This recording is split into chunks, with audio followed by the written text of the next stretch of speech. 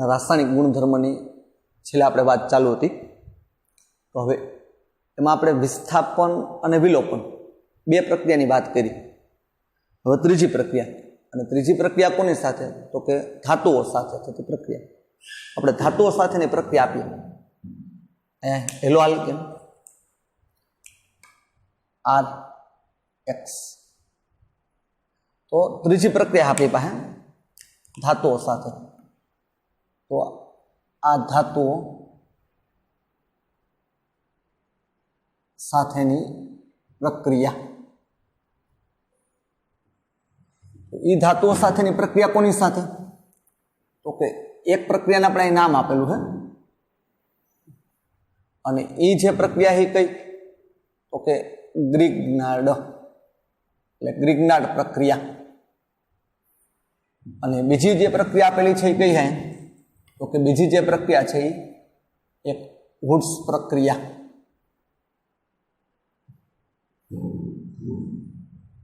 ગ્રિગ્નાર્ડ પ્રક્રિયા એ મેગ્નેશિયમ ધાતુ સાથે થતી પ્રક્રિયા છે. આપણે લખ્યા મેગ્નેશિયમ. અને આ જે પ્રક્રિયા વુડ્સ પ્રક્રિયા છે સોડિયમ ધાતુ સાથે. તો હેલો આલ્કેન આ ધાતુ સાથે પ્રક્રિયા કરી અને જે સંયોજન બનાવે એને સામાન્ય કાર્બોધાત્વિક સંયોજનો કહેવાય. કાર્બોધાત્વિક સંયોજનો કહેવાય. આ કાર્બોધાત્વિક સંયોજનો. તો મેગ્નેશિયમ ધાતુ સાથે પ્રક્રિયા પેલી, તો મેગ્નેશિયમ ધાતુ સાથે પ્રક્રિયા થઈ અને ગ્રિગ્નાર્ડ પ્રક્રિયા બનશે. આ પ્રક્રિયામાં આપણને પ્રાપ્ત હેલો આલ્કેન અને આ બે પ્રક્રિયાથી આપણને અંતિમ નિપજ મળશે શું? તો અહીંયા અંતિમ નિપજ, આ જે મળે ને અંતિમ નિપજ શું મળે છે અહીંયા? તો કે અંતિમ નિપજ અહીંયા અનુવર્તી હાઇડ્રોકાર્બન બને. અનુવર્તી હાઇડ્રોકાર્બન બને. અને અહીંયા બને એ શું બનશે? અહીંયા વુડ્સ પ્રક્રિયામાં તો ત્યાં બમણા કાર્બન ધરાવતો હાઇડ્રોકાર્બન બને. આ બમણા કાર્બન ધરાવતો હાઇડ્રોકાર્બન અંતિમ નિપજ આપણને અહીંયા અનુવર્તી હાઇડ્રોકાર્બન અને અહીંયા બમણા કાર્બન ધરાવતો હાઇડ્રોકાર્બન બને. આ નિપજ મળે આપણને, અંતિમ નિપજ મળશે. આ પ્રક્રિયાને આપણે સિમ્પલી બે સ્ટેપમાં બતાવીએ તો કેવી રીતે પ્રક્રિયા થાય છે. તો કે આપણે હેલો આલ્કેન લઈ લઈએ. અથવા હેલો આલ્કેન RX, કોની સાથે પ્રક્રિયા કરવાની છે? તો કે મેગ્નેશિયમ. આ મેગ્નેશિયમ સાથે પ્રક્રિયા કરો. જેવી મેગ્નેશિયમ સાથે પ્રક્રિયા કરશો એટલે શું બનશે આપણી પાસે? અને આ પ્રક્રિયા નિર્જળ ઇથર, આવા દ્રાવકની હાજરીમાં, નિર્જળ ઇથર આ દ્રાવક એની હાજરીમાં જે પ્રક્રિયા કરશો એટલે તરત જ અહીં આપણે શું બની જશે? તો કે RMgX. આ જે બને RMgX એને ગ્રિગ્નાર્ડ પ્રક્રિયક કહેવાય. આ જે બને એને શું કહું છું આપણે? ગ્રિગ્નાર્ડ પ્રક્રિયક. આ ગ્રિગ્નાર્ડ પ્રક્રિયક. જે પ્રક્રિયક બનો એ ખૂબ જ ઊંચી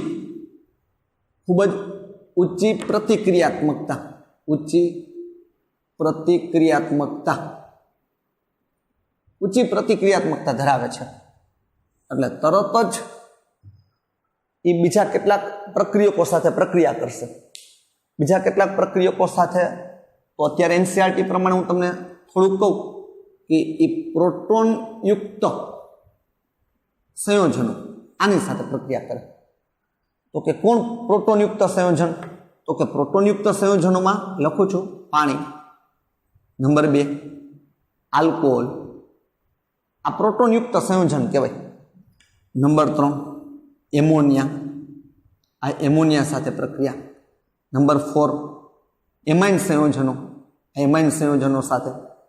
પણ એક નોંધ કરજો, એમાઇન સંયોજનોમાં 1 અંશ અને 2 અંશ સાથે.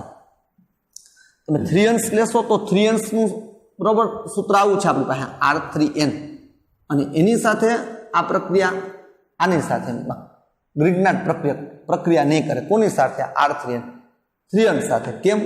તો કે એમાં પ્રોટોન નથી, એટલે આ પ્રક્રિયા થશે નહીં. હવે પ્રોટોનયુક્ત ઘટકો સાથે પ્રક્રિયા કરી અને શું આપશે આપણને? અનુવર્તી હાઇડ્રોકાર્બન. તો ગ્રિગ્નાર્ડ પ્રક્રિયક જે બની ગયો એની વાત. ઈ ગ્રિગ્નાર્ડ પ્રક્રિયામાં તમને કહું, આ ગ્રિગ્નાર્ડ પ્રક્રિયામાં સ્વાભાવિક છે આ પોતે શું હોય? તો કે માઇનસ, એટલે માઇનસ ડેલ્ટા. Mg શું છે? તો કે પ્લસ, આ પ્લસ ડેલ્ટા. R છે ને, R એ આમાંથી Mg માંથી ઇલેક્ટ્રોન પોતાની તરફ ખેંચે, ને પોતે શું બનાવ્યા? તો કે માઇનસ. આ માઇનસ, આ પ્લસ, પણ આ વધુ વિદ્યુત ધન એમાંથી ઇલેક્ટ્રોનને પોતાની તરફ ખેંચશે, એટલે આ શું થઈ જાય? તો કે માઇનસ. આમ તો સહસંયોજક સંયોજન કહેવાય. આ બે વચ્ચે તમે બંધ જુઓ ને તો આપણે આયોનિક એવું સહસંયોજક પણ ધ્રુવીય, અને આની વચ્ચે આયોનિક લક્ષણ છે.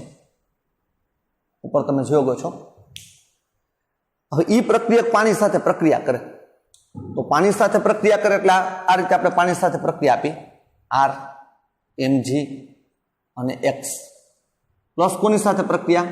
તો કે H2O, H2O સાથે પ્રક્રિયા. ધ્યાન રાખજો ખાસ. તો H2O સાથે પ્રક્રિયા થાય એટલે શું બનશે? અહીંયા H પ્લસ અને અહીંયા H પ્લસ અને અહીંયા OH માઇનસ. આપણે જોયું એટલે તરત R અહીંયા શું છે? માઇનસ છે, એટલે R અને કોણ? તો કે H, એટલે સીધું આપણી પાસે શું બની જાય? તો કે RH, એટલે હાઇડ્રોકાર્બન બની ગયો અનુવર્તી. અને પ્લસ કોણ છૂટું પડશે? તો કે આ પ્લસ ઘટક છૂટો પડશે આપણી પાસે. કોણ છૂટો પડશે પ્લસ ઘટક તરીકે? તો કે Mg Ru. અહીંયા કોણ આવી જાય? OH. Mg, OH અને X, આવો ઘટક છૂટો પડે આ રીતે, Mg, OH, X. અત્યારે ખાલી પ્રોટોનયુક્ત અને પાણી સાથેની પ્રક્રિયા દર્શાવી છે. હાઇડ્રોકાર્બન બનશે એવું જ અત્યારે ખાલી કીધું, ગ્રિગ્નાર્ડ પ્રક્રિયકમાંથી હાઇડ્રોકાર્બન બને. ચલો આ પહેલી પ્રક્રિયા. એક્ઝામ્પલ લઈએ આપણે અહીંયા. તો એક્ઝામ્પલ લઈએ એટલે અહીંયા એક્ઝામ્પલ RX, અને એ એક્ઝામ્પલ એટલે એમાં આપણે એક્ઝામ્પલ તરીકે શું લઈ જુઓ તમે? તો કે આપણે અહીંયા CH3, આ રીતે આ CH3, CH2 અને I. સીધું ડાયરેક્ટ અહીંથી જ આપણે આ એક્ઝામ્પલ લઈ લઈએ. ગ્રિગ્નાર્ડ R, સીધો ગ્રિગ્નાર્ડ પ્રક્રિયા. એક સ્ટેપ બતાવું, CH3, CH2, I, અથવા તો Br લઉં એમાં, અથવા શું લઉં અહીંયા? આ Br. પ્લસ કોની સાથે પ્રક્રિયા? Mg. તો Mg સાથે પ્રક્રિયા કરશો એટલે શું બની ગયું? બરોબર છે. પ્લસ સોરી, કોની સાથે પ્રક્રિયા? અહીંયા તો કે પાણી સાથે પ્રક્રિયા, H2O. ઉપર જેમ જ થશે, અહીંથી H અહીંયા આવી જશે, એટલે શું બની ગયું? આ CH3, આ CH3, H, અને અહીંયા શું બની જાય? સોરી, અહીંયા બરોબર છે CH3, અહીં શું લેવાનું છે આપણે? જોજો આ પ્રક્રિયા લઈએ આપણે. તો CH3, આ CH3, આ CH2, Mg અને Br. પ્લસ શું લેવાનું છે? તો કે H2O.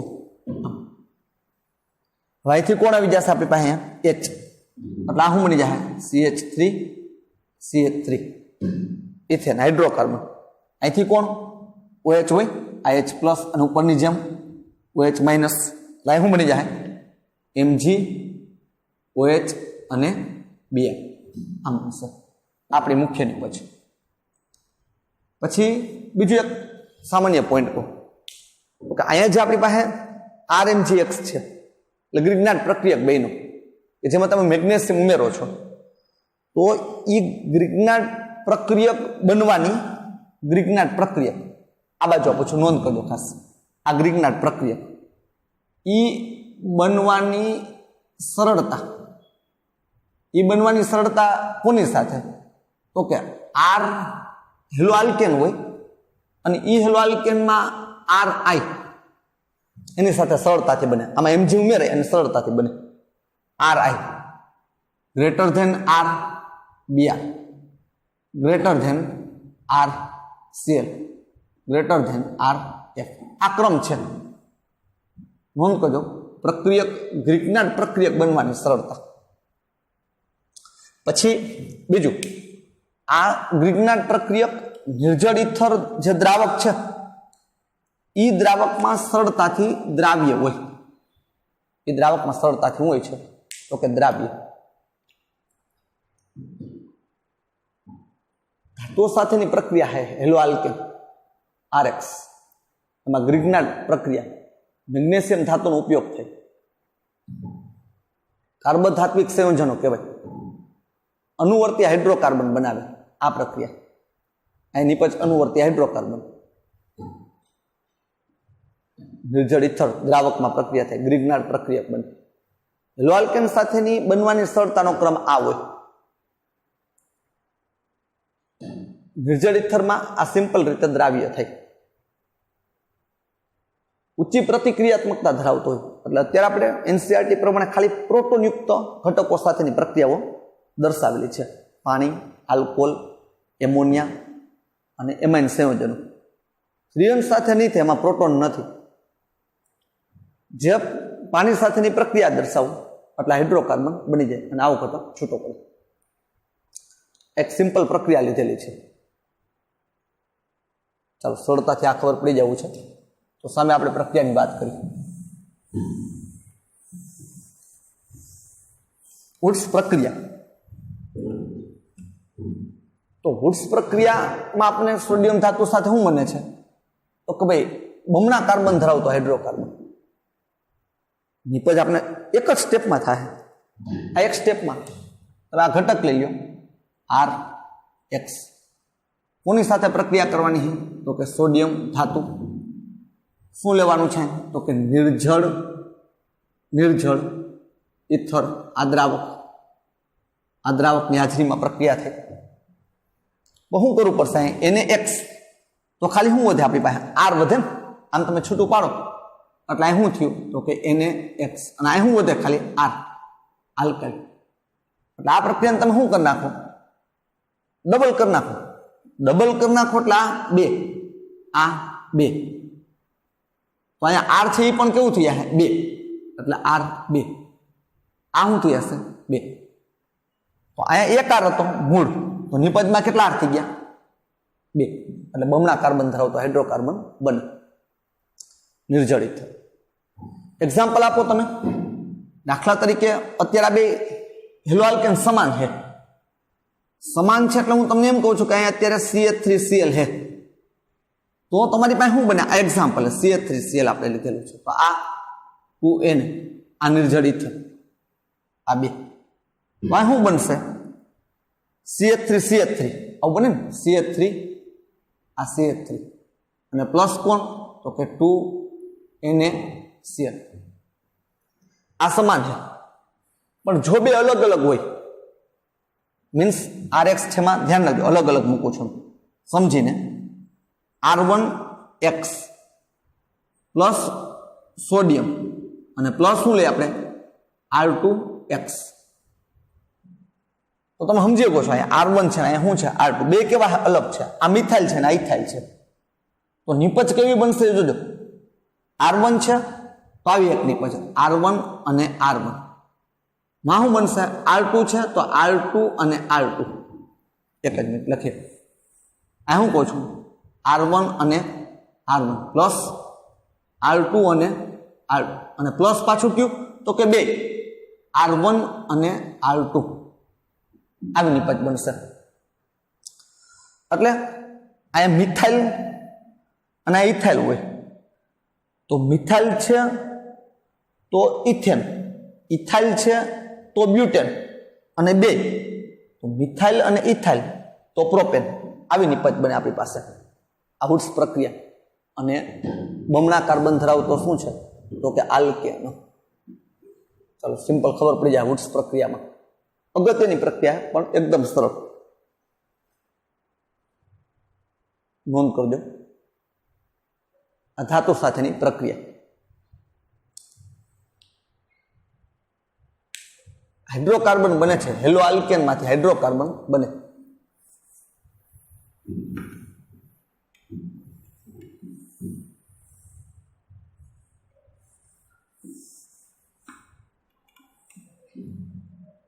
पाछू समझो तमे एना पछी। तो हेलो आल्केन गुणधर्म थई गया। पछी हवे अहींया आपणे आपी ई हेलो एरिन, हेलो आल्केन, पछी आपणे हेलो एरिन ना रासायनिक गुणधर्म। तो आमां आपणे ने 3 टॉपिक लेवाना छे, 3 मुद्दा लेवाना छे, 3। हवे जे 1, 2 અને 3 લઈ એમાં હેલો એરિનની જે ત્રીજી પ્રક્રિયા છે ને એ પાછી હેલો એરિન એની ત્રીજી પ્રક્રિયા। તો અહીંયા હેલો એરિન માં હેલો આલ્કેન હેલો એરિન તો પેલા આટ લઈ અને એ ત્રીજી પ્રક્રિયા કોની સાથે? તો કે ધાતુ સાથેની પ્રક્રિયા, ધાતુ સાથેની પ્રક્રિયા, ધાતુ સાથેની પ્રક્રિયા। તો ધાતુ સાથેની પ્રક્રિયા અહીંયા હેલો એરિન સાથે। तो एमां पाछा 2 प्रकार है, मीन्स 2 प्रक्रियाओ थाय छे। समझो 2 प्रक्रियाओ, एक अने बीजी प्रक्रिया आवी, 2 प्रक्रियाओ थाय। एक जे प्रक्रिया लखुं छुं नी जो ई प्रक्रिया छे फिटिंग प्रक्रिया, एक फिटिंग प्रक्रिया एक। अने आया जे आपी छे ई प्रक्रिया शुं छे? तो के आया प्रक्रिया एक हुड्स फिटिंग प्रक्रिया, एक हुड्स फिटिंग प्रक्रिया અને એક ફિટિંગ પ્રક્રિયા। તો પહેલા આપણે ફિટિંગ પ્રક્રિયા લઈ। ઈ ફિટિંગ પ્રક્રિયા કોની સાથે? તો કે હેલો એરિન। તો હેલો એરિનની બરોબર ફિટિંગ પ્રક્રિયા આપણે અહીં દર્શાવીએ, નોંધ કરવી પડશે, ખાસ ધ્યાનમાં રાખજો। હેલો એરિન સાથેની પ્રક્રિયા આ ફિટિંગ। તો અહીં જો આ હેલો એરિન કોઈ ઘટક આપણે આપી દઈએ છીએ एक्स तरीके आम लई ली।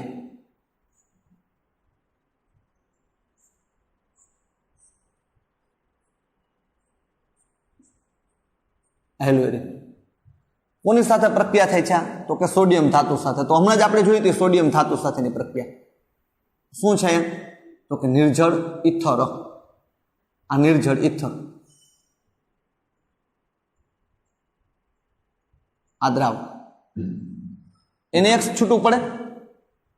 तो NaX छूटू पड़शे तो खाली आ फिनाइल बचशे। तो आ प्रक्रिया आपणे आगळनी जेम बरोबर छे हुड्स प्रक्रिया थी एमां हेलो आल्केन हतुं, आ हेलो एरिन छे। अहीं आपणे डबल करवू पड़शे ने, એટલે मीन्स के छूटू कोण पड़शे? जो अहीं NaX डबल कर नाखो, आ 2 आने हुं कर नाखी 2। तो हुं छूटू पड़ी गयुं? Na અને અહીંથી કોણ X। तो माइनस शुं थई गयुं हशे? 2NaX, ओली बाजू प्लस करीने लखाय। तो आ कोण वीधुं? आ અહીંથી નીકળી ગયો હશે X, તો ફિનાઇલ વીધું। તો એનો મતલબ અહીંયા શું બનશે? આવા આમ 2 ફિનાઇલ બનશે, આ રીતની નિપજ થાય।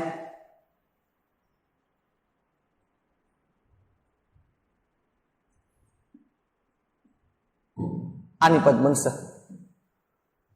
અહીંયા હેલો એરિન છે અને એ હેલો એરિન માંથી આપણે બનાવ્યું જો હેલો એરિન। અને અહીંયા જે બન્યું એને શું નામ આપી છે આપણે? આઈ ફિનાઇલ 2 ફિનાઇલ છે એટલે આપણે એને શું નામ આપી? તો કે ડાઈ ફિનાઇલ। આ જે બને એને શું કહે? ડાઈ ફિનાઇલ। અથવા તને બીજું નામ આપેલું છે ડાઈ ફિનાઇલ ને, ક્યારેક આવું નામ આપણે જોયું છે, ડાઈ એની જગ્યાએ શું લખી ગઈ? બાય ફિનાઇલ। આવું થયું ને, એટલે મતલબ થયું એવું એમ, ડાઈની જગ્યાએ આપણે શું મૂક્યું? બાય। અથવા એમ કહે બાયની જગ્યાએ ડાઈ, હોય ને એવું એમ, ડાઈ હોય બાય નો હોય, બાય હોય ડાય નો હોય। આવું હેલો એરિનમાં ફિટિંગ પ્રક્રિયાથી આવું બનાવી શકાય, આ ફિટિંગ પ્રક્રિયા। હવે અહીંયા આપણે આપેલું છે એ પ્રક્રિયા શું છે એ જો ખાસ આ જગ્યાએ, અને અહીંયા હુડ્સ ફિટિંગ, જો આ ફિટિંગ અને આની પહેલા હતું શું હતું? તો કે હુડ્સ। બે એવો ને શબ્દ, હુડ્સ છે અને ફિટિંગ છે, એટલે આપણે યાદ રાખી કેવી રીતે? તો કે હુડ્સ પ્રક્રિયામાં શું હોય છે? તો કે હુડ્સ પ્રક્રિયામાં આ હોય છે RX હેલો આલ્કેન। સોડિયમ ધાતુ તો રાખવાનું છે, એટલે આ સોડિયમ ધાતુ બરોબર છે Na, આ સોડિયમ ધાતુ સાથે પ્લસ કોની રહે પ્રક્રિયા? આઉટ્સ પ્રક્રિયા, બે ભેગું છે તો ફિટિંગ કોની રહે? Hello arene. તો આપણે હેલો એરિન આ રીતે રાખશું અને આગળ પાછળ રાખીએ ગેમમાં। દાખલા તરીકે અહીંયા હું આ હેલો એરિન લઉં, આ હેલો એરિન X, અને હું લઈ લઉં RX। નિર્જળ ઇથર છે જ, હવે લખવાની જરૂરિયાત નથી।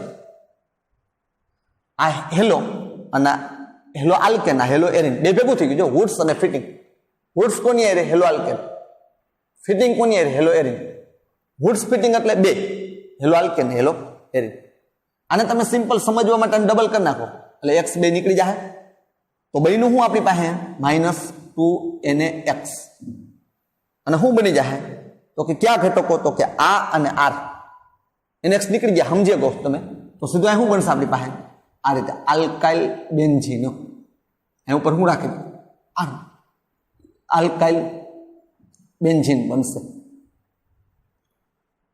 ખ્યાલ આવી ગયો આલ્કાઇલ બેન્ઝીન मीन्स अँ ते आर तरीके CH3Cl लीधु होत तो methyl benzene ethyl benzene propyl benzene एवं बनत अपनी पासे ख्याल आई गयो वुड्स बराबर है प्रक्रिया में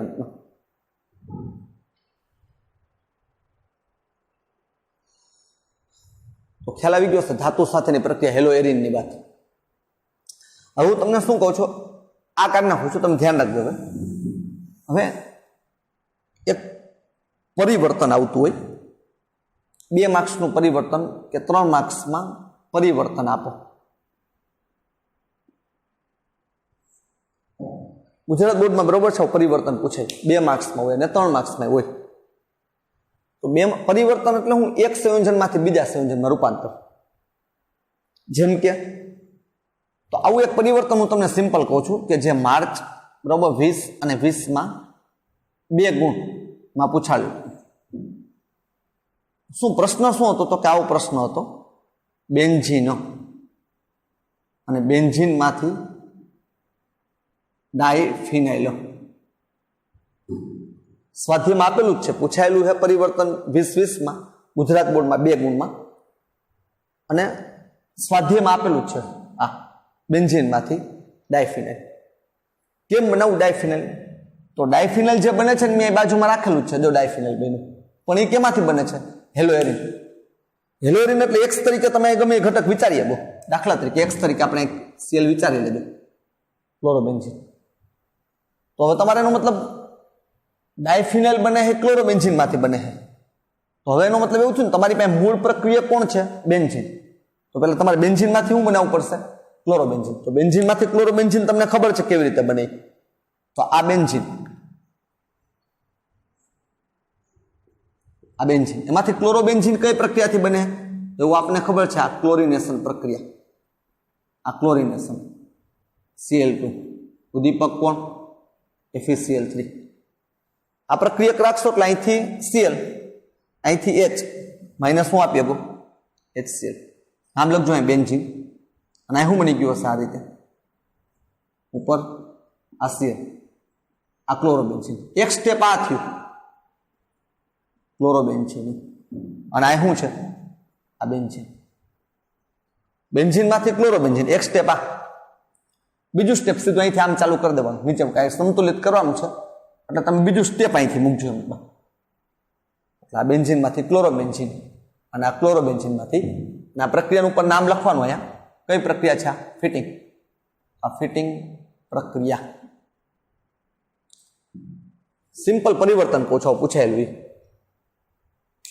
चलो ख्याल आई जाए परिवर्तन विषय तमे केवुं परिवर्तन गुजरात बोर्ड में पूछाणुं एनी चर्चा है तो शू समझी ही तमे जो हेलो आल्केन बात पूरी थी गई हेलो एरिन में हूँ तमने एम कहूं छुं के 3 प्रक्रियाओं आपी है ये 3 प्रक्रिया में त्रीजी प्रक्रिया धातु साथेनी प्रक्रिया में वुड्स फिटिंग और फिटिंग प्रक्रिया चलो ख्याल आई गयो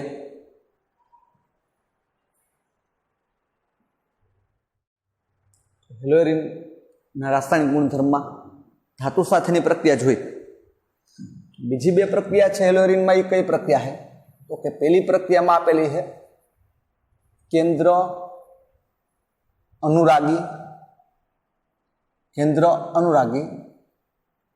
विस्थापन प्रक्रिया आ बीजी प्रक्रिया केंद्र अनुरागी विस्थापन प्रक्रिया एटले एसएन प्रक्रिया આપણે જોઈ ગયા હેલો આલ્કેન માં એસએન પ્રક્રિયા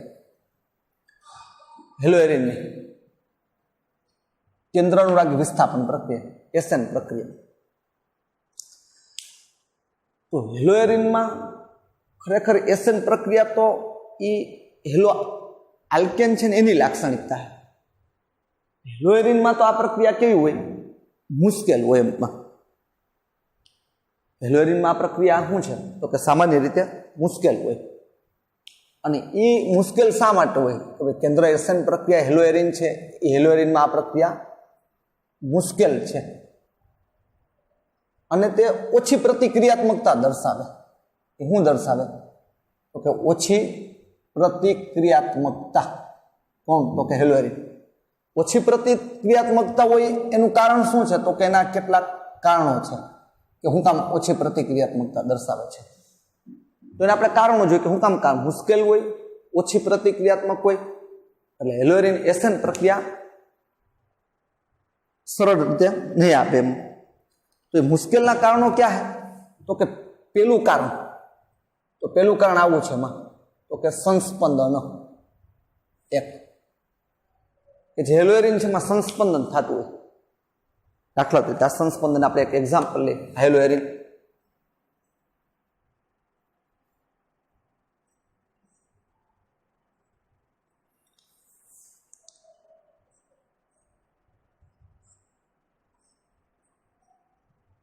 ઉપર અહીં આપણે સીએલ લઈ લઈએ. આવું આપને ખબર છે કે આ સીએલ પાસે આમ યુગ્મ હોય હેલો એરિન. સંસ્પંદન એટલે આના લોન પેર યુગ્મ આ પાયબંધ એના સંયુગ્મનમાં હોય અને એની વચ્ચે આમ સંસ્પંદન થાય.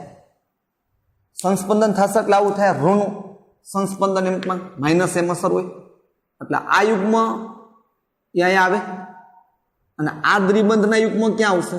આ કાર્બન ઉપર આવશે. તો આ પ્રકારનું સંસ્પંદન થાય.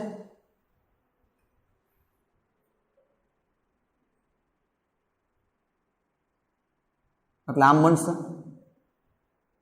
અહીંથી આવી જશે એટલે અહીંયા શું થઈ ગયું? સીએલ. આ યુગ્મ આવી ગયા એટલે અહીંયા ખાલી આમ બે યુગ્મ રહેશે અને યુગ્મ આવ્યા એટલે આની વચ્ચે શું થઈ ગયું હશે? આ દ્વિબંધ. અને આ યુગમાં આવી છે એટલે આ 1 અને 2 બનતો હે. અને બેન્ઝીનમાં આના સિવાય આ જે 5 કાર્બન છે એની સાથે બીજું કોણ હશે? એચ એ હશે. એટલે આ 1 બંધ 2 બંધ અને 1 એચ સાથે અને આ યુગમાં અહીંથી આવશે એટલે આ યુગમાં તો કુલ ઇલેક્ટ્રોન અહીંયા કેટલા થઈ ગયા? 1 2 1 એચ સાથે 3 અને આ 2 5. તો કાર્બન પાસે હોય 4 એની જગ્યાએ 5 એટલે આ શું થઈ જશે? માઇનસ. અને અહીંયા ક્લોરીન પાસે 7 હોય પણ અત્યારે 2 4 અને આમાં 2 એટલે 6. તો એ ઘટે એટલે આ શું થયા? પ્લસ. તો આવું સંસ્પંદન તો આપણે સમજી ગયા. એના પછીનું સ્ટેપ થાય. એના પછીનું સ્ટેપ તો જીઓસીમાં આવું ઘણું બધું સંસ્પંદન સમજી ગયા. પણ અત્યારે વાત શું છે તો કે અહીંયા જો તમે સી અને એક્સ એટલે કે સીએલ એની વચ્ચે ત્યાં શું રચાઈ જાય છે? તો કે અહીંયા જે સી અને સીએલ છે ને એની વચ્ચે દ્વિબંધ બને છે. શું બને છે? દ્વિબંધ. તો સ્વાભાવિક છે દ્વિબંધ બની જાય. આ દ્વિબંધ તો એ દ્વિબંધને તોડવો શું હોય છે? મુશ્કેલ. તો એ દ્વિબંધને તોડવો મુશ્કેલ. આ મુશ્કેલ છે તોડવો. એટલે સામાન્ય રીતે આવું સંસ્પંદન અને કારણે દ્વિબંધ રચાઈ જાય એટલે ઓછી પ્રતિક્રિયાત્મક હોય. એટલે સિમ્પલ રીતે એસેન પ્રક્રિયા હેલો એરિનમાં ન થાય. સરળ રીતે નહીં. એનું એક પેલું કારણ આપ્યું સંસ્પંદન. નંબર 2 બીજું લખીએ આપણે. તો બીજું શું છે તો કે સંકરણના આધારે એક સંકરણને આધારે ઓછી પ્રતિક્રિયાત્મકતા હોય. આવું સરળ રીતે આપણે સમજીશું. તો કે આ હેલો સીએલ રાખો કે એક્સ રાખો. ધારો કે આ એક્સ અને અહીંયા શું રાખીએ આપણે? આ કાર્બન ઉપર એચ, અહીંયા એચ, આ બાજુ R. R means methyl ethyl કોઈ બી. અને અહીંયા એક્સ. તો આ છે એ હેલો એરિન છે. આ જે આપેલું છે શું છે? Hello arene. અને આ આપેલું છે શું છે? તો કે હેલો આલ્કેન. આની પહેલા આપણે ક્યારેક કહી દીધું. તો અહીંયા જે આ કાર્બન છે એમાં સંકરણ જે થયું હોય છે કયું સંકરણ હોય આમાં? તો કે અહીંયા sp2 હોય. અને અહીંયા જે સંકરણ થયું હોય એ સંકરણ કયું છે? sp3 હોય. तो रासायनिक बंधन में आपणे आवुं क्यांक समझी गया कि आ रीतनुं एक sp sp2 અને sp3 अब आपणे समझी गया है। तो आमा S ની લાક્ષણિકતા કેટલી है तो કે 50%, आमा S ની લાક્ષણિકता કેટલી है तो કે 33% જેટલી અને આમાં 25%। तो જેમ S ની લાક્ષણિકતા વધારે હોય એમ એની વિદ્યુત ઋણતા પણ કેવી વધુ, આવું રાસાયણિક બંધનમાં આપણે સમજી ગયા છે। એમ એની વિદ્યુત ઋણતા ઇલેક્ટ્રોનેગેટિવિટી કેવી હોય છે En વધુ હોય એવું કહી શકાય। En શું હોય વધુ, तो आमा एनो मतलब एवं थयुं ने कि 33% અને આમાં 25%, तो आमा En केवी हशे वधारे, तो En वधारे होय એટલે परिणामे अहींया आ कार्बन sp2 संकरण એટલે एना कारणे आ युग्म छे ने आ युग्म ई વધુ જકડાયેલા હોય, ઇલેક્ટ્રોન યુગ્મને આ કાર્બન બરોબર શું કરે તો કે વધુ જકડી રાખે, વધુ જકડી રાખે એટલે એને પરિણામે આ જે બંધ હોય ને આ હેલોએરિનમાં જે બંધ હોય એ બંધ કેવો થઈ જાય તો કે એ બંધ ટૂંકો બને। અહીંયા જે આ બંધ હોય ને કેવો થઈ જાય તો કે ટૂંકા, અને જેની બંધ લંબાઈ છે ને 169 pm હોય એવું આપણે લખીએ કે કેટલી કહું છું 169 pm। અને આયા શું હોય તો કે આના કરતા બંધ થોડાક મોટા અને એ બરોબર છે એની બંધ લંબાઈ બરોબર 177 pm। હું કામ આ વિદ્યુત ઋણતા વધુ એટલે બંધના ઇલેક્ટ્રોન યુગ્મને જકડી રાખે છે, એટલે બંધ લંબાઈ ઓછી થઈ ગઈ, તો બંધ લંબાઈ ઓછી તો એ બંધ તોડવા માટે ઉર્જા કેવી આપવી પડે વધુ આપવી પડે, એટલે આ પ્રક્રિયા મુશ્કેલ હોય। પેલું કોને આધારે સંસ્પંદનને આધારે, SN પ્રક્રિયાની પ્રતિક્રિયાત્મકતા ઓછી સંસ્પંદનને આધારે। બીજું કોને આધારે સંકરણને આધારે, નોંધ કરી લ્યો।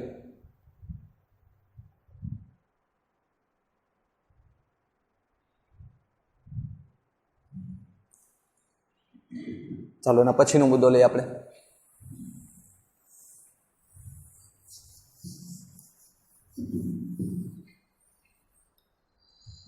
ત્રીજો મુદ્દો છે એ કોને આધારે નંબર 3 વિસ્થાપન પ્રક્રિયામાં ત્રીજો મુદ્દો આવું છે અસ્થાયી ફિનાઇલ કેટાયન। અસ્થાયી ફિનાઇલ કેટાયન, અસ્થાયી ફિનાઇલ કેટાયન એટલે આ ક્લોરોબેન્ઝીન છે ઉપર Cl, આનું સ્વાયનીકરણ થાય, આ સ્વ આયનીકરણ એનું આ સ્વાયનીકરણ થાય, સ્વાયનીકરણ થાય તો સ્વાભાવિક છે આવું બને,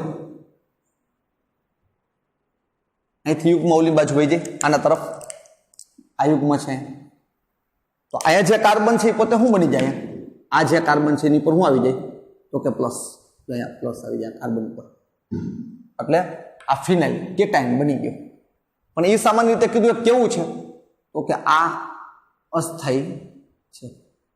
ન્યાય એમ કહે કે આ જે પ્લસ છે ને વીજભાર, આ વીજભાર એ વીજભારનું સ્થાનાંતર થતું નથી। જીઓસીમાં આપણે આવું જોયું છે, સ્થાનાંતર થતું નથી એટલે એનો મતલબ એમ કહ્યું કે સંસ્પંદન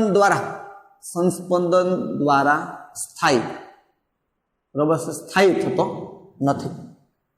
સ્થાયી થતો નથી એટલે એમ કહી ગઈ કે આ પોતે બરોબર કઈ પ્રક્રિયા SN પ્રક્રિયા આપશે નહીં, એટલે એમ કીધું કે અહીં SN પ્રક્રિયામાં SN1 પ્રક્રિયા શું થયા SN1 પ્રક્રિયા સમાપ્ત, SN1 પ્રક્રિયા થશે નહીં, કેટાયન બન્યું છે એટલે SN1 આપણે કહી, પણ એ SN1 પ્રક્રિયા થાય નહીં, અસ્થાયી હોય એટલે વીજભારનું સ્થાનાંતર થતો નથી એટલે સંસ્પંદન દ્વારા કોઈ સ્થાયી થશે નહીં, એટલે SN1 પ્રક્રિયા શું થઈ ત્યાં સમાપ્તિ, એટલે SN1 પ્રક્રિયા થાય, વિસ્થાપન પ્રક્રિયા નહીં થાય। MCQમાં 4 પોઈન્ટ અગત્યના બનશે। ચોથો પોઈન્ટ હું અહીં પૂછે, જો ચોથો પોઈન્ટ ખાલી આટલું લખીએ છીએ આપણે, અપાકર્ષણને કારણે આ પોઈન્ટ SN પ્રક્રિયા ન થાય, MCQમાં બને હોતું। અપાકર્ષણને કારણે એટલે તો તમારે પ્રક્રિયા SN પ્રક્રિયા આપવાની છે, તો SN પ્રક્રિયામાં પ્રક્રિયક આપણી પાસે કોણ હોય ન્યુક્લિયોફાઇલ, એટલે આ હોય NU હોય આપણી પાસે, આમ એકદમ સિમ્પલ સમજો, આ રીતે હોય NU એટલે એનો મતલબ આ એમ કહેવાય કે આ હે ને ઇલેક્ટ્રોન ધનિક સ્પીસીઝ હોય, ઇલેક્ટ્રોન ધનિક સ્પીસીઝ હોય, એ ઇલેક્ટ્રોન ધનિક સ્પીસીઝ છે પોતે. હવે તમે લ્યો આ ઘટક આ રીતે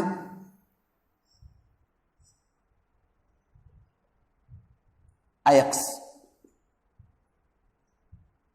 આમ તો આવું આપણે સમજી ગયા કે જે બેન્ઝીન હોય એમાં દરેક કાર્બનમાં sp2 સંકર્ણ થયેલું હોય, પાઈ કક્ષક કોઈ ઇલેક્ટ્રોન બાકી હોય, અને એ બેન્ઝીનનું જે સમતલ હોય ને એ સમતલની ઉપર આવી આપણે ચર્ચા કરી છે. એટલે આમ કહું છું આ જે સમતલ છે એ સમતલની ઉપર અને એ સમતલની નીચે, સમતલની ઉપર એટલે આ સમતલ એ સમતલની ઉપર અને એ જે સમતલ છે એ સમતલની નીચે આવું પાય વાદળ ઘૂમતું હોય. આવું શું હોય? પાય વાદળ ઘૂમતું હોય. આ વચ્ચે આપણું સમતલ. તો પાય ઇલેક્ટ્રોન વાદળ ઘૂમતું હોય અહીંયા, બરાબર છે, ઉપર નીચે. આ શું છે? તો કે પાય ઇલેક્ટ્રોન વાદળ. તો પાય ઇલેક્ટ્રોન વાદળ બરોબર ઘૂમતું હોય તો આ ઇલેક્ટ્રોન ધનિક સ્પીસીસ અને આ શું છે? પાય ઇલેક્ટ્રોન, બરાબર છે. તો એ બે સંપર્કમાં આવશે જ્યારે વિસ્થાપન કરવા નજીક આવે તો બે વચ્ચે સિમ્પલી શું હોય? અપાકર્ષણ હોય. અપાકર્ષણ હોય એટલે પ્રક્રિયા થાય નહીં, સરળતાથી પ્રક્રિયા ન થાય. સમજાવ્યું છે? જોજો SN પ્રક્રિયામાં હોય એ ધનિક સ્પીસીસ અને આની ફરતે વાદળ ઘૂમતું હોય તો બે વચ્ચે શું થાય? અપાકર્ષણ. તો સરળતાથી પ્રક્રિયા ન થાય. કઈ પ્રક્રિયા નહીં થાય? તો વિસ્થાપન પ્રક્રિયા. એટલે SN પ્રક્રિયા સહેલાઈથી થશે નહીં. આ ત્રીજું કારણ. આ ચોથું કારણ.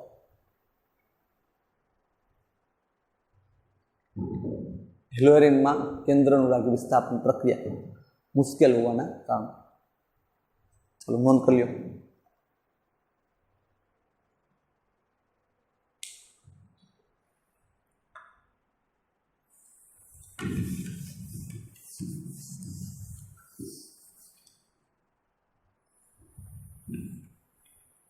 સામાન્ય રીતે પ્રક્રિયા SN પ્રક્રિયા મુશ્કેલ હોય, આમ છતાં આપણે કેટલીક હાઇડ્રોક્સિલ સમૂહ સાથે પ્રક્રિયા આપણે લઈ.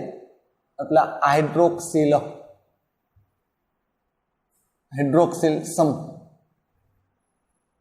એટલે OH સમૂહ દ્વારા વિસ્થાપન. પ્રતિક્રિયાત્મકતા ઓછી પણ OH સમૂહ દ્વારા વિસ્થાપન. એટલે એના માટે આપણે પ્રબળ પ્રક્રિયા પરિસ્થિતિ રાખવી પડશે. સહેલાઈથી તો નહીં થાય, ન થવાના કારણો એ પાસ સરળતાથી ન થવાના કારણ. હવે આના દ્વારા આપણે વિસ્થાપન છતાંય કરવું હોય તો પ્રક્રિયા કેવી રાખવી પડશે? પ્રબળ પ્રક્રિયા પરિસ્થિતિની જરૂર પડશે. આપણે એક પ્રક્રિયા લઈ, એક્ઝામ્પલ તરીકે આપણે પ્રક્રિયા આપી. અહીંયા આ Cl એટલે આપણે આપ્યું ક્લોરોબેન્ઝીન. આ ક્લોરોબેન્ઝીન એની પ્રક્રિયા કોની સાથેની પ્રક્રિયા કરવાની છે? તો બે સ્ટેપમાં થાય, લખી ધ્યાનમાં રાખજો. આ પ્રથમ સ્ટેપ એને OH, એક ક્યુ ધ્યાનમાં રાખજો, એને OH સાથે. બીજું સ્ટેપ એમાં થશે H+. આ બીજું સ્ટેપ H+, એસિડિક માધ્યમમાં. આ પ્રક્રિયા થાય ત્યારે 623 કેલ્વિન તાપમાન, 623 અને 300 ATM એટલે આટલા દબાણે આ પ્રક્રિયા થાય. અત્યારે એક જ સ્ટેપમાં આપણે બતાવશું. આ ક્લોરોબેન્ઝીન જો પ્રબળ પ્રક્રિયા પરિસ્થિતિ OH અહીં આવી જાય સીધે સીધો, એટલે માઇનસ આપણે દર્શાવ્યું બેલેન્સ કરવા માટે, ઓલી બાજુ દર્શાવશું એટલે સીધો આ શું થઈ ગયું ઉપર અહીંયા OH અને પ્લસ કોણ છૂટું પડી જાય એને Cl. એટલે શું બની ગયું આપણી પાસે? તો કે ફિનોલ. ખાસ અગત્યનું ધ્યાન રાખજો. એટલે ક્લોરોબેન્ઝીનમાંથી શું બને છે? તો કે ક્લોરોબેન્ઝીનમાંથી ફિનોલ. બે સ્ટેપમાં થતી હોય. પહેલું સ્ટેપ થાય ને ત્યારે તમને કહો, અહીંયા ખાલી NaOH સાથે થાય ને ત્યારે પ્રથમ સ્ટેપમાં એક ઘટક બને અહીંયા, અને એ ઘટક કહું છું તમને મધ્યસ્થી એક બને ONA. આવું બને ONA. આને કહેવાય સોડિયમ ફિનોક્સાઇડ. NaOH સાથે પ્રક્રિયા હોય. પેલી જે પ્રક્રિયા હોય ને કોની સાથે? NaOH સાથે. આ પહેલું સ્ટેપ NaOH સાથે.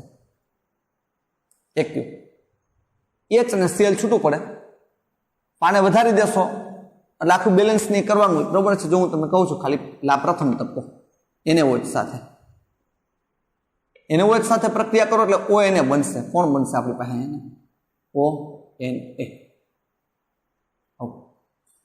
તો છૂટું કોણ પડ્યું H અને Cl એટલે -HCl આવું અહીંયા તમે બેઝ વધારી દો તો એ પ્રમાણે એસિડ અને બેઝ સાથે પ્રક્રિયા થાય -NaCl માં બેઝ ડબલ કરી નાખો તો એ પ્રમાણે છૂટું પડશે તટસ્થીકરણ થઈ જાય અને પછી H+ સાથે પ્રક્રિયા કરો આ H+ સાથે પ્રક્રિયા કરશો એટલે H+ અહીંયા અને છૂટું કોણ પડી જાય -Na અને શું બની જાય H+ ને દાખલ થઈ જાય એટલે ફીનોલ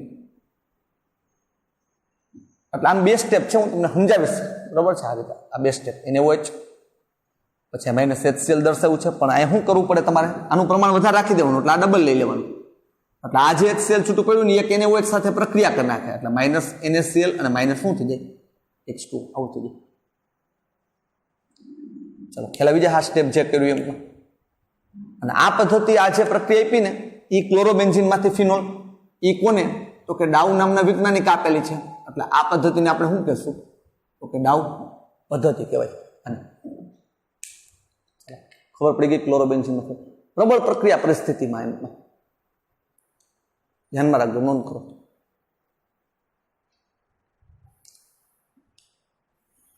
હવે આવી જ પ્રક્રિયા આપણે પણ શું દર્શાવું તો કે એમાં હાઇડ્રોક્સિલ સમૂહ અને ત્યાં આપણે બરાબર NO2 સમૂહ ની હાજરીમાં અને આ કેવું છે ઇલેક્ટ્રોન આકર્ષક સમૂહ છે આ શું છે ઇલેક્ટ્રોન આકર્ષક સમૂહ એટલે આની હાજરીમાં આપણે પ્રક્રિયા કરી એટલે આ જ રીતે ઇલેક્ટ્રોન આકર્ષક સમૂહ ત્યારે હમણાં ક્લોરોબેન્ઝીન લખ્યું હતું હવે આપણે શું કરી તો કે આ ક્લોરોબેન્ઝીન ઉપર આ Cl હવે પ્રક્રિયાની સાથે જ એટલે OH માઇનસ આ પ્રક્રિયા બરોબર છે કોની સાથે એટલે NaOH તો એ જ ઘટક એટલે OH માઇનસ આની સાથે જ પ્રક્રિયા NaOH સાથે જ છે આવું રાખશો એટલે અને અહીંયા કોણ સમૂહ રાખવાનો છે તો કદાચ રાખો આ NO2 ઓર્થો સ્થાન ઉપર ઇલેક્ટ્રોન આકર્ષક સમૂહ છે તો ઇલેક્ટ્રોન આકર્ષક સમૂહની હાજરીમાં આ પ્રક્રિયા થોડીક સરળ થશે જેને આપણે સમજશું હોતે કે કેમ સરળ થાય એનું કારણ ઓર્થો સ્થાન ઉપર મૂક્યું છે O સ્થાન ઉપર બરાબર છે એટલે O ક્લોરોનાઇટ્રોબેન્ઝીન એવું કહીએ કઈ આની હાજરીમાં પ્રક્રિયા સહેલી થાય એટલે અહીંયા તાપમાન લખું છું જો 443 કેલ્વિન તાપમાન સીધું અહીંયા શું આવી જાય OH આવી જાય આની જગ્યાએ આ રીતે આપણને દર્શાવે ઉપર OH અને અહીંયા શું થઈ ગયું NO2 અલગ કરી નાખો ખાલી અહીંયા Cl દર્શાવી દઉં એટલે NO2 ની હાજરીમાં